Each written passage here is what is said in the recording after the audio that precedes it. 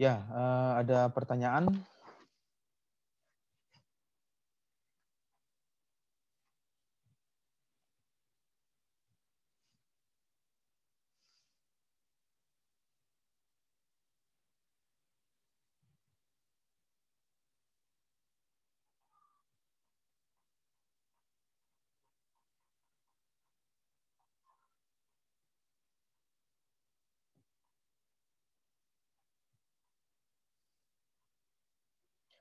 Ya, jadi nanti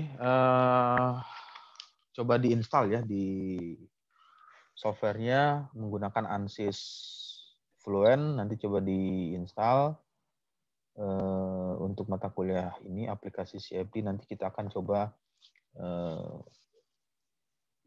trial atau mencoba mensimulasikan case sederhana, kemudian case yang ada hubungannya dengan perpindahan panas, lalu ada case yang berhubungan dengan kondisi aerodinamika. Nanti kita coba lakukan untuk mensimulasikan menggunakan CFD.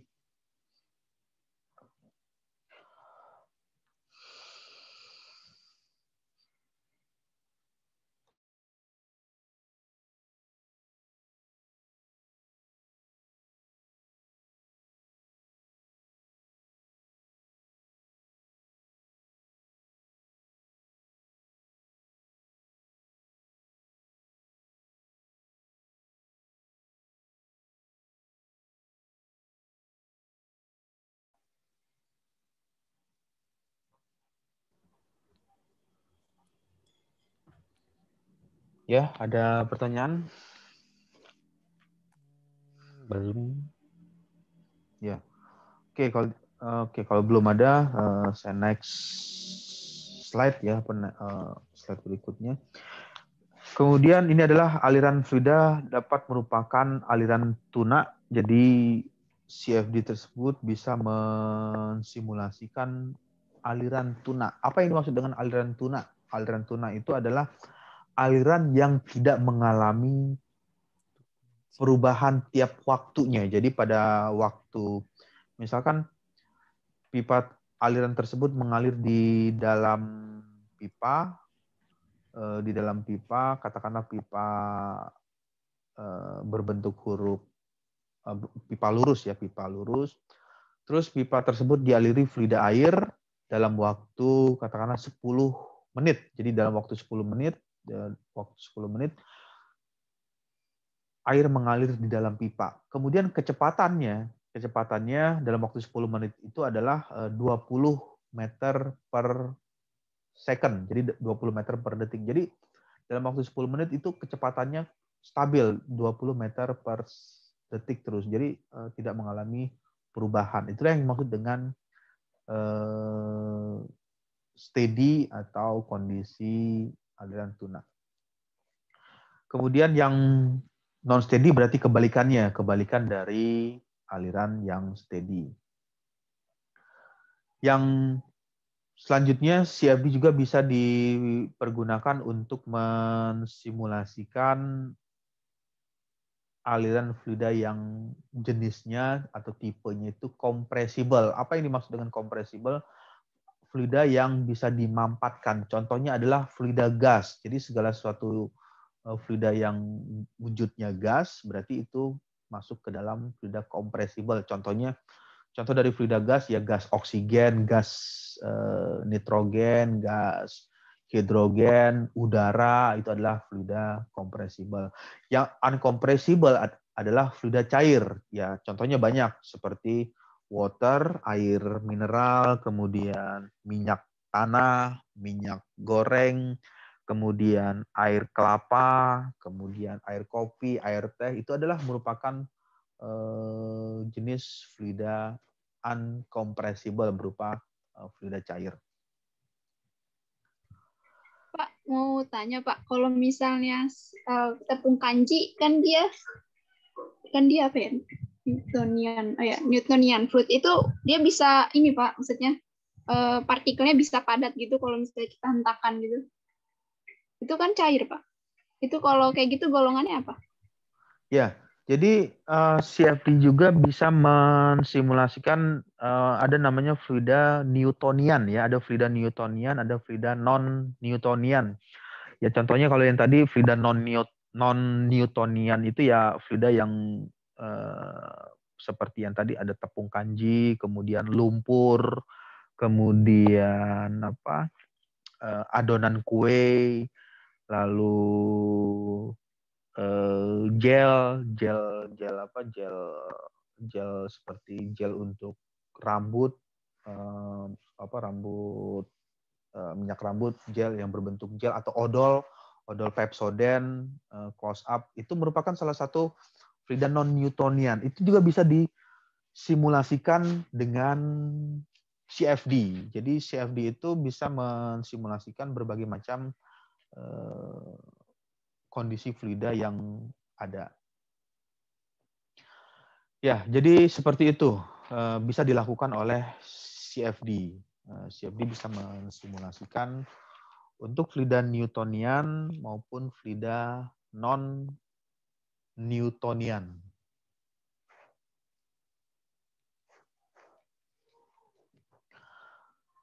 Kemudian yang berikutnya adalah hukum kekekalan massa yang di simulasi ini CFD menggunakan atau mengacu pada teori mass conservation atau hukum kekekalan massa. Massa tidak dapat diciptakan, ini adalah teori dasarnya, ya massa tidak dapat diciptakan atau dimusnahkan, massa dapat berubah wujud dari bentuk yang satu ke bentuk yang lain. Jadi fase dari massa tersebut berubah wujudnya.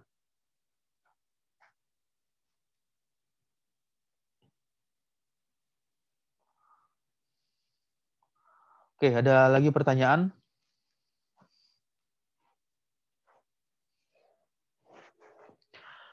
Kemudian kalau tidak ada, hukum kekekalan massa berlaku untuk fluida statis. Fluida statis itu adalah fluida yang diam. Ya contohnya fluida statis air di dalam cangkir atau air di dalam gelas. Jadi ketika air tersebut dituangkan di dalam gelas, lalu fluida tersebut didiamkan, gelas tersebut didiamkan sehingga airnya menjadi tenang. Itulah yang maksud dengan fluida statis. Tapi kalau airnya diaduk dengan menggunakan sendok atau menggunakan alat tertentu, misalkan mencampurkan gula dimasukkan, terus ada memasukkan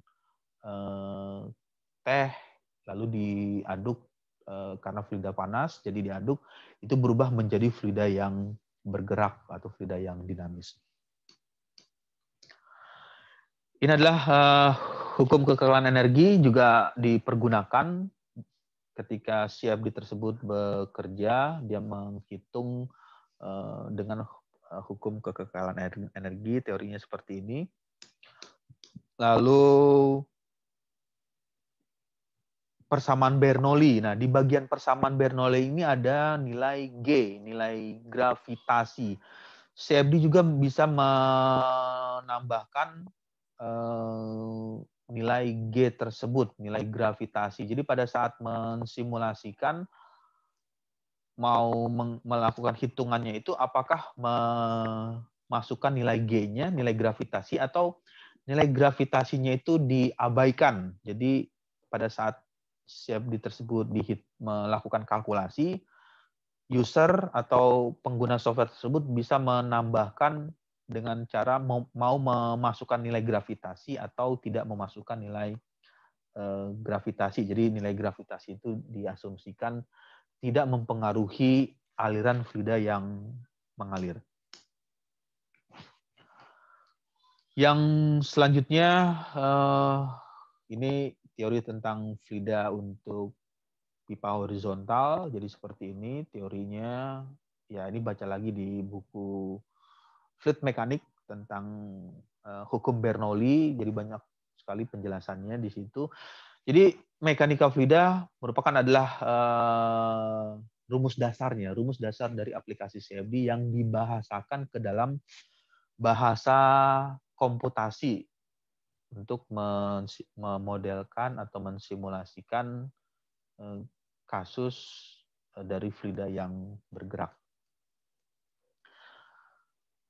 Yang lainnya mengenai penerapan asas Bernoulli dalam CFD, nanti coba saja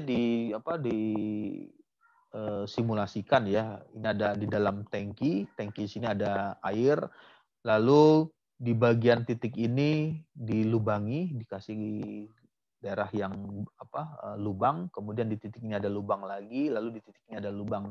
Nanti dari hasil simulasi tersebut bisa dicari berapa nilai kecepatan yang terjadi di lubang 1, di lubang 2, kemudian di lubang yang ketiga dengan menggunakan CFD. Jadi bisa diketahui berapa nilai kecepatan, kemudian nilai tekanan yang diterima oleh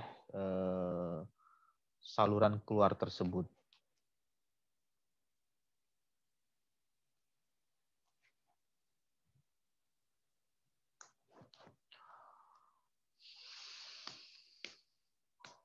Ya, ini nanti dibaca aja teori-teorinya. Ini teori fluid mekanik, mekanika fluida, dibuka kembali, ya dibaca aja ya teorinya.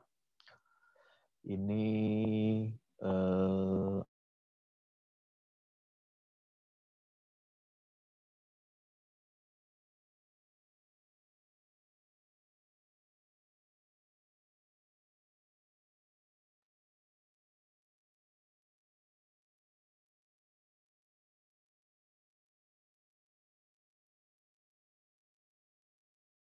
In this lecture we will learn how to solve the complex Navier-Stokes equations within power bound of your PC. As we discussed in first lecture, exact solution of NS equations is too much of accuracy. It captures every minute details of turbulent flow. But an engineer is not interested in such a solution. What he needs is an average solution like this. This is in fact average solution of actual solution, where averaging operation is defined like this. So any variable in a turbulent flow can be represented as sum of mean value plus fluctuating value. To get this averaged values, instead of solving actual NS equations, we can solve something called averaged NS equations. Navier-Stokes equations generated after averaging operation is known as Reynolds average Navier-Stokes equation. The averaged equations are represented here in index notation form. Here F represents external force acting on fluid. But RANS is not purely in terms of mean values, it will have an extra fluctuating component like this, known as Reynolds stress. There are various turbulent models available, in order to represent Reynolds stress in terms of mean quantities. RANS is not so difficult to solve numerically. Current CFD packages use following numerical methods: FEM, FDM, and FVM. Some commercial packages using these methods are listed here. It is clear that FVM is the most common method of all. So in this lecture we will concentrate only on FVM. So, let's go across it. The fundamental flow equations are derived in FVM, using integral approach.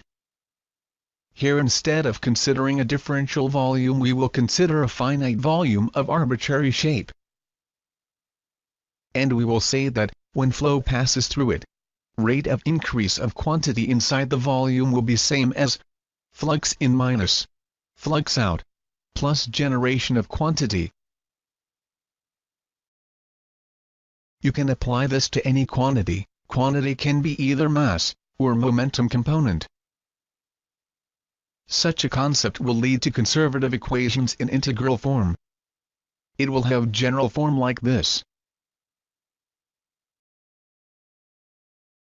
where U represents quantity.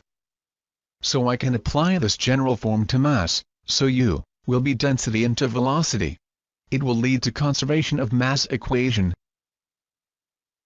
Similarly, I can apply it for 3 components of momentum, we will get 3 more equations, which are conservation of momentum equations. So again we have 4 equations in total. This time in integral form. Now the challenge is to solve these equations throughout the control volume numerically. Here there are surface and volume integrals. We will execute numerical integration of these on small non-overlapping cell volumes of arbitrary shape. Such a cell is shown here. In FVM, volume integrals are approximated as volume of cell multiplied by average value of quantity at centroid of cell. Similarly, surface integrals are approximated as midpoint averaged values. So for this cell we have to do same operation on all 4 surfaces. Now we can apply same operation throughout the cells, which will generate series of equations in terms of averaged values. We can solve them together with help of some boundary condition. An appropriate mathematical solver will do this task for you. Usually CFD solvers use iterative method to get the solution. The steps we have explained so far are summarized here in step-by-step manner.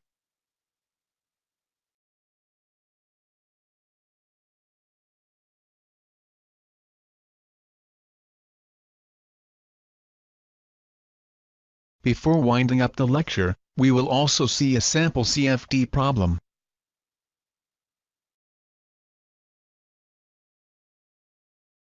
Hope you got a good introduction to world of CFD. Thank you.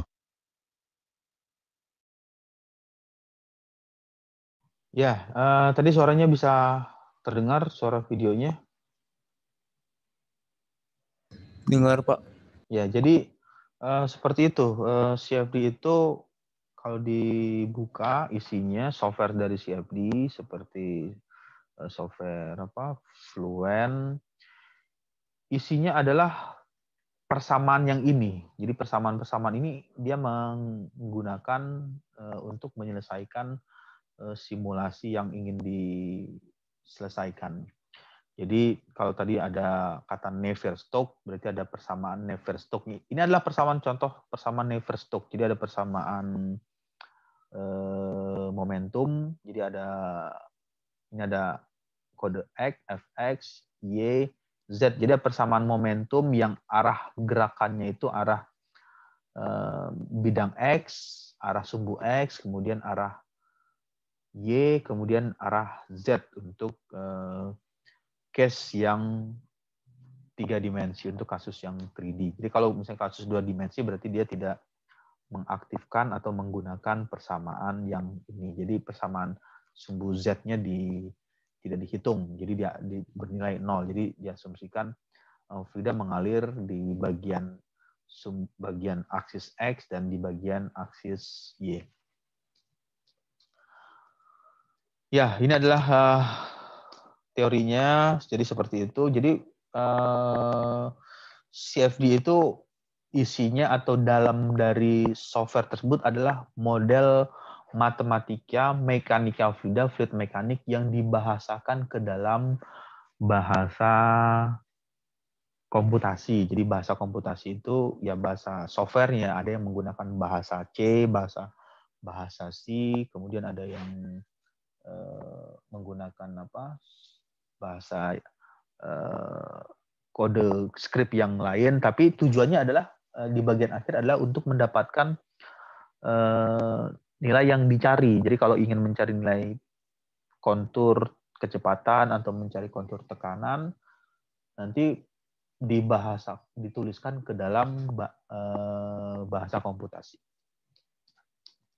Ya, ini dibaca-baca aja seperti itu. Ini adalah komparasi atau perbandingan aliran laminar flow. Kalau mengingat lagi mata kuliah fluid mekanik, ada 2 aliran yang berbeda. Ada aliran laminar pola aliran atau model aliran yang terjadi untuk laminar flow itu seperti ini. Ini adalah aliran yang laminar, kemudian yang ini adalah aliran yang turbulen. Dikatakan turbulen karena banyak vorticity atau vortex yang terbentuk di bagian lingkaran tersebut.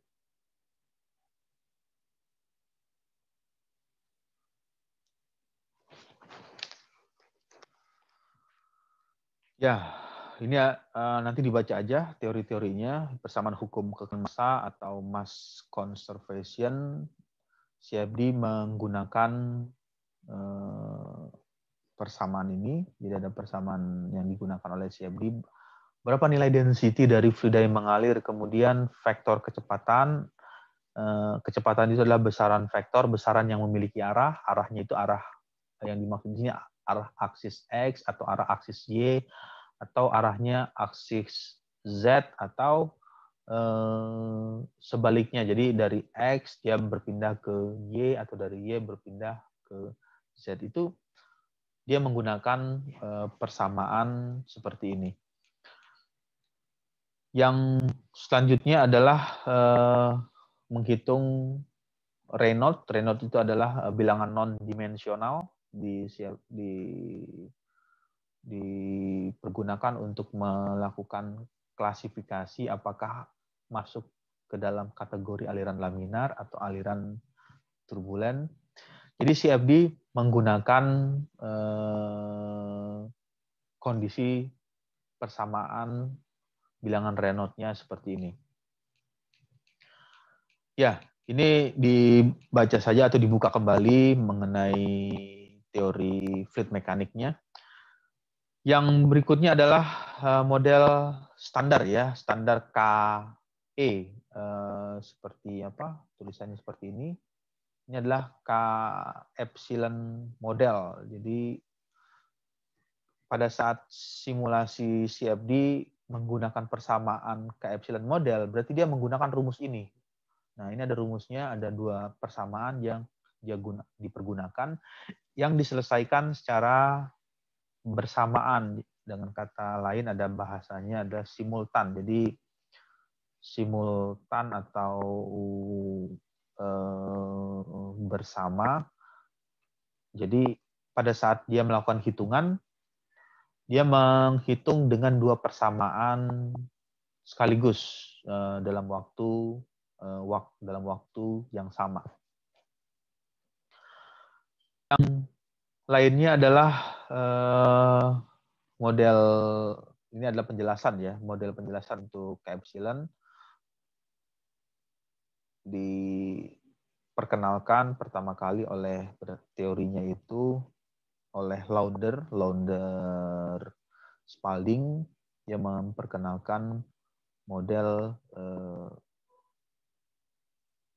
persamaan turbulen K epsilon. Kemudian model turbulensi yang ini, model turbulensi cukup lengkap dengan dua persamaan memungkinkan kecepatan velocity, jadi kecepatan dari turbulen dan skala panjang scale ditentukan secara independen, artinya dia terpisah. Jadi ketika dilakukan kalkulasi menggunakan CFD, dia akan menghitung untuk nilai velocity, kemudian turbulent velocity, dan scale panjang. Yang dimaksud dengan scale panjang itu kalau digambarkan, misalkan ini adalah objeknya adalah lingkaran, lalu ada fluida yang mengalir dari kiri ke kanan ya. Jadi seperti ini diilustrasikan. Nanti ada fluidanya akan mengalir ke sini nih, mengenai lingkaran tersebut. Jadi ada alirannya mengikuti kontur dari lingkaran. Nah, terus ketika ada vorticity yang terbentuk, nah itu dia menghitung secara terpisah atau secara independen.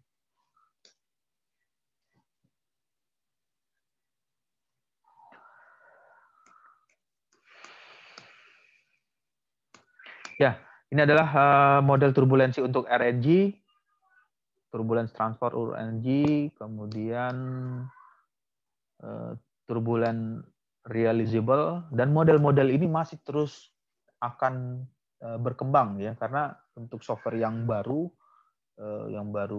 ini, karena kita sudah membeli softwarenya ya, untuk software ANSYS Fluent untuk Fakultas Teknik di Teknik Mesin, di Fakultas Teknik itu kita sudah mempunyai license-nya untuk software ANSYS Fluent. Jadi nanti Anda bisa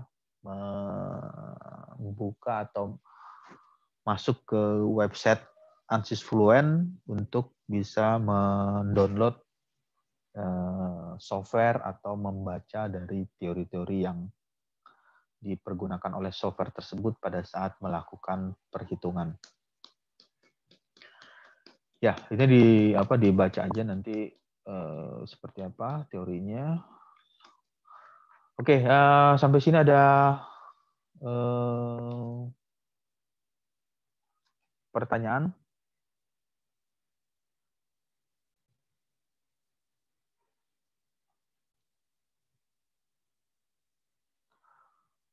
Ya, oke. Kalau tidak ada pertanyaan, karena waktunya kita sampai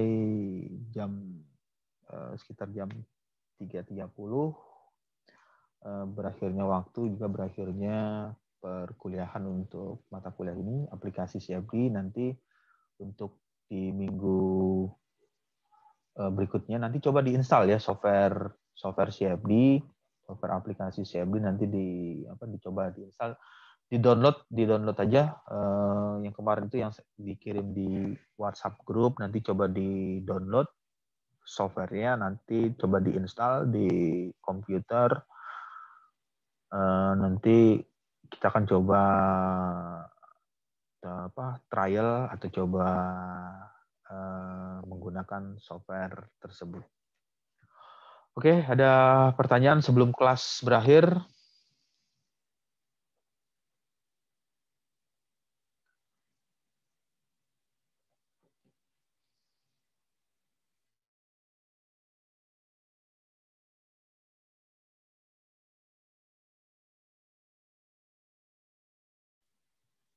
Ya, kalau tidak ada pertanyaan, saya ucapkan selamat sore. Oke, kita ketemu lagi di minggu depan. Terima kasih, Pak. Terima kasih ya, Pak. Terima kasih, Pak. Terima kasih, Pak. Sehat selalu.